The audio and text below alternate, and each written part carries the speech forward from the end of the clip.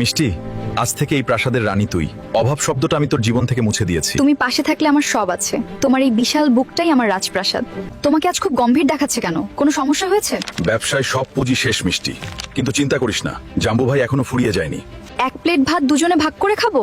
আমি এমন জীবনের স্বপ্ন দেখিনি। অভাব মানুষের চরিত্রের পরীক্ষা নেয়। আমাদের দুজনকে এই সময়টা ধৈর্য ধরতে হবে। নাও, এগুলো বিক্রি করো। আমার গয়না দিয়ে আর কতদিন চলবে এই অভাব? আজ তুই আমায় সাহায্য করছিস মিষ্টি, এই দিন আমি সারা জীবন মনে রাখবো। মানুষ বলে অভাব যখন দরজা দিয়ে ঢোকে তখন ভালোবাসা জানালা দিয়ে পালায়। আজ আমি সেটা হাড়ে হাড়ে বুঝছি। তুই হয়তো জানিস না মিষ্টি, ভালোবাসা পালালে মানুষ বাঁচে না।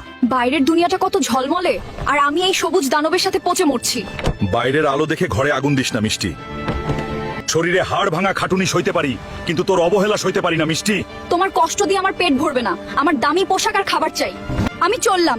অভাবের এই নরকে আমি আর এক মুহূর্তও থাকতে পারছি না। যাবি যা, কিন্তু মনে রাখিস, বিপদে যে সাথে থাকে না সে সুসময়ে ভাগ পাওয়ার যোগ্য না।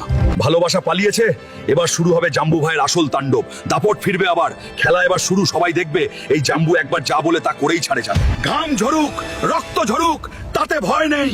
সম্মান ফিরে পেতে জাম্বু ভাই পাহাড়ও সরাতে পারে। টাইগার কখনো পালিয়ে যায় না, সে শুধু এক কদম পিছিয়ে আসে বড় শিকারের জন্য। আপনার সততা আর পরিশ্রম আমাদের মুগ্ধ করেছে। এই প্রজেক্ট এখন আপনার। হিসাবটা এখন কেবল শুরু হলো।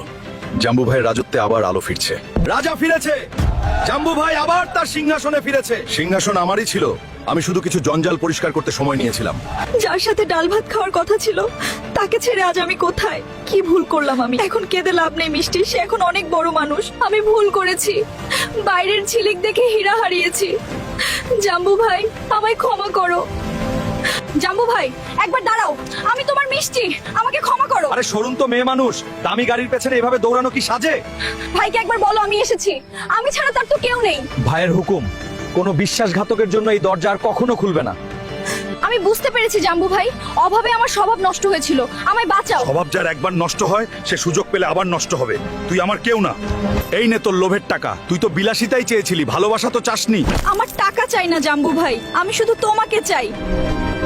অভাব আমার সম্পদ কেড়ে নিয়েছিল ঠিকই, কিন্তু তোর মতো মুখোশধারী মানুষকে চিনে নিতে সাহায্য করেছে। অভাবে স্বভাব নষ্ট। জাম্বু ভাই রাজকীয় ছিল, রাজকীয়ই থাকবে। অভাব আমায় চিনে দিয়েছে কারা আপন। তুই নারী না, তুই ছিলি অভাবের সুযোগ সন্ধানী। বিপদের সময় যে নারী সাথে থাকে সেই আসল রানী। যে নারী বিপদে ছায়ার মতো থাকে না, সে নারী দামি গয়নার মতো, শুধু সাজানোর জন্য, ভালোবাসার জন্য নয়।